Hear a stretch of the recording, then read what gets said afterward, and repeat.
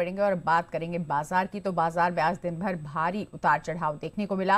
हालांकि ग्लोबल तनाव के बीच शुरुआती गिरावट के बाद बाजार निचले स्तरों से रिकवरी करके हरे निशान में बंद होने में कामयाब रहा। क्लोजिंग बेल बजने तक निफ्टी 50 आपको बता दें, निफ्टी 50 करीब 67 अंक चढ़कर 24,317 के स्तर पर बंद हुआ। वहीं सेंसेक्स भी 274 अंकों की बढ़त के साथ 77,928 पर बंद हुआ।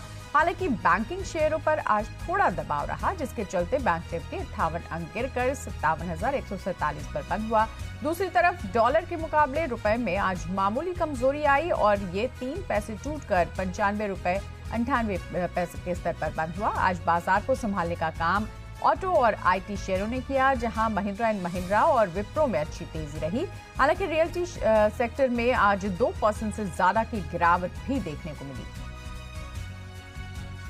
और आज बाजार में कैसी रही दिन भर की हलचल, ये बता रही है हमारी सहयोगी जानवी।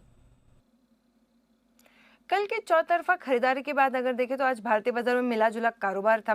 ग्लोबल संकेत अगर देखें तो थोड़ा नेगेटिव साइड पे आते हुए दिखे। जो एक अनस्पोकन सीज फायर था यूएस और ईरान के बीच, ये खत्म हो गया। वो कुछ फायरिंग हुई है दोनों की तरफ से, तो उसके बाद से हमने देखा कि ग्लोबल संकेत थोड़े वीक आते हुए दिखे थे।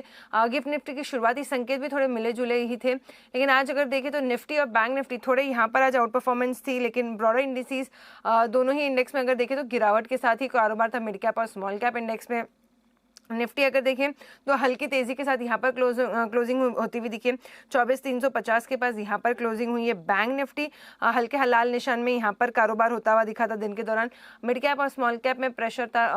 एडवांस डिक्लाइन रेशियो भी देखें तो ओवरऑल पूरे दिन में 1:1.7 का जो है यहाँ पर एडवांस डिक्लाइन रेशियो चलता हुआ दिख रहा था। आईटी एक ऐसा सेक्टर है जो बाजार को सपोर्ट देने की कोशिश कर रहा था, लेकिन उसके अलावा सभी सेक्टर्स में अगर देखें तो थोड़ा मिला जुला कारोबार था। ऑटो इंडेक्स में हल्की खरीदारी आज के दिन आती हुई दिखी, लगभग 0.7% की तेजी यहाँ पर थी। वहीं निफ्टी के चलने वाले स्टॉक्स की बात करें तो एमएनएम नतीजों के बाद करीबन 2% ऊपर ये काउंटर क्लोज हुआ है। मारुति सुजुकी कल नतीजों के पहले आज यहाँ पर खरीदारी थी। विप्रो में भी करीबन 1.8% तक की तेजी आज बनती हुई दिखी। वहीं लूजिंग एंड्स पे Shriram finance, Adani ports, UltraTech cement जैसे काउंटर्स है जहाँ पे आज गिरावट थी। रिजल्ट्स के चलते रेडिंगटन इंडिया 8% का बड़ा उछाल यहाँ पर आया। बालकृष्ण इंडस्ट्रीज, बीकेटी टायर्स में अगर देखें तो काफी अच्छी तेजी बनी थी, 9% थी। एमकार टेक्नोलॉजीज 5% के अपर सर्किट में नतीजों के बाद।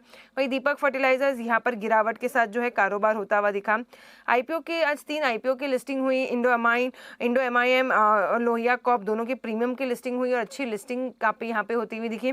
एक्सटर्नल टेक्नोलॉजीज की भी अगर देखें तो ठीक ठाक आज लिस्टिंग होती हुई दिखी।